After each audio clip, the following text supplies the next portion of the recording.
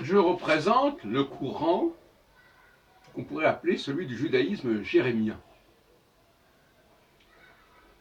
qui est le courant de la Nouvelle Alliance. Ce courant de la Nouvelle Alliance ne saurait se confondre ni avec le judaïsme traditionnel, ni avec le christianisme. Même si ces deux voies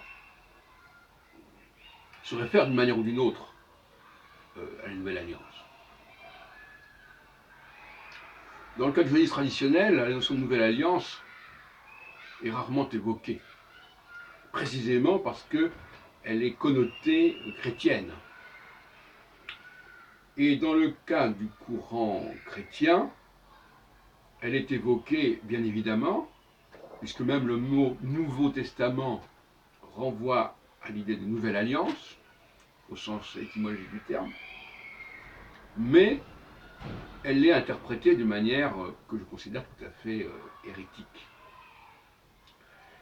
Par conséquent, nous avons là un troisième temps, judaïsme,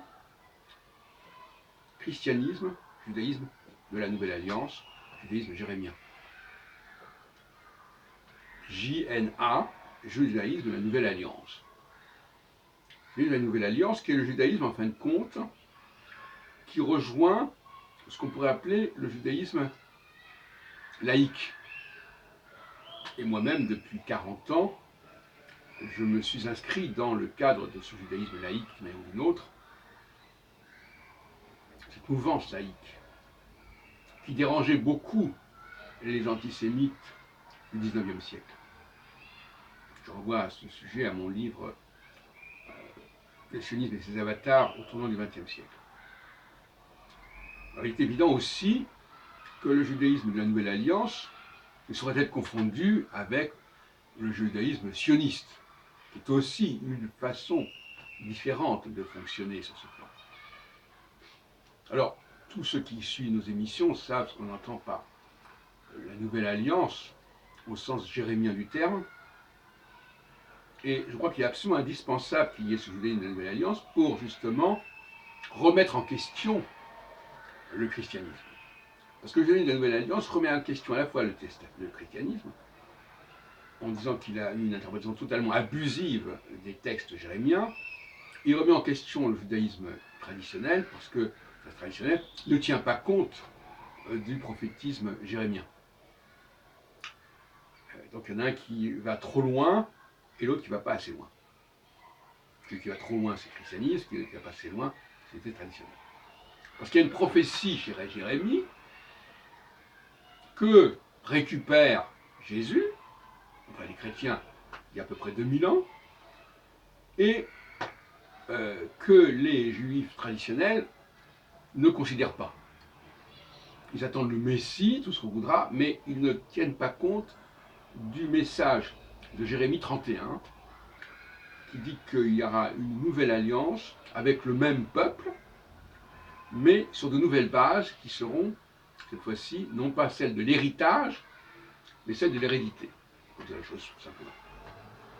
Et dans ce judaïsme de la Nouvelle Alliance, on ne peut pas se convertir au judaïsme si on n'est pas déjà juif. Premier point. Alors que dans le judaïsme de l'Ancienne Alliance, il y avait des processus. Si vous respectez les mitzvot, etc., vous pouvez devenir juif.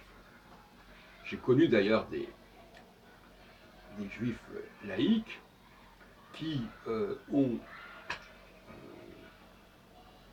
épousé des femmes qui se sont converties.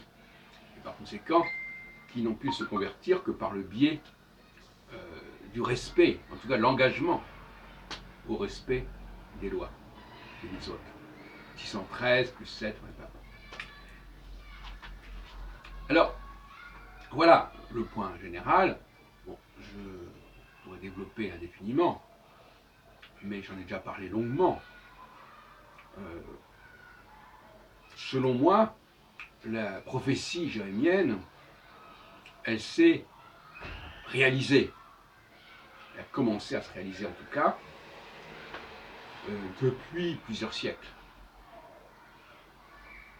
en tant qu'historien du judaïsme, on sait très bien que le statut des Juifs, la place des Juifs a évolué considérablement à partir de la fin du XVe siècle, avec l'expulsion des Juifs d'Espagne. Et avec la Révolution française, leur intégration dans le monde laïque, dans le monde civil, si on peut dire, en tant que citoyen. Et puis ensuite, on peut aussi parler du sionisme, avec l'intégration des Juifs dans la société, dans l'ensemble des nations, puisque Israël est né de l'ONU et fait partie de l'ONU, l'Organisation des Nations Unies. Donc, nous avons là une nouvelle réalité, qui est celle du judaïsme laïque. En 1978, quand j'ai créé le cercle d'études sur l'identité juive, on ne savait pas du tout où on allait. Pourquoi? Parce que on ne connaissait pas, finalement, les Écritures, l'Ancien Testament. C'était un peu logique, puisque les Juifs laïcs, soi-disant, ne connaissent pas spécialement l'Ancien Testament. Mais c'était une erreur, parce que dans l'Ancien Testament, il y a la clé de ce que c'est que le judaïsme laïque. Ce qui fait que ces Juifs laïcs, qui sont soi-disant éloignés de la religion, en réalité, ils accomplissent quelque part la prophétie jérémienne. Ils entrent dans le plan divin, si on peut dire. Et ils se conforment à l'idée que la nouvelle alliance, ça c'est ce que disent les chrétiens aussi, permet d'échapper, de se libérer du carcan des mitzvot.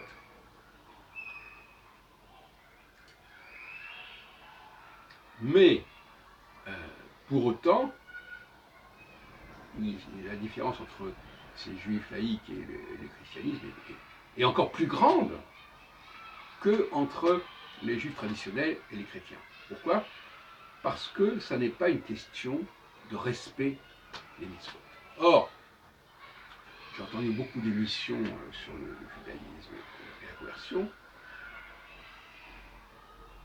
Eh bien, on nous dit au contraire que le respect des mitzvot, quand le nouveau converti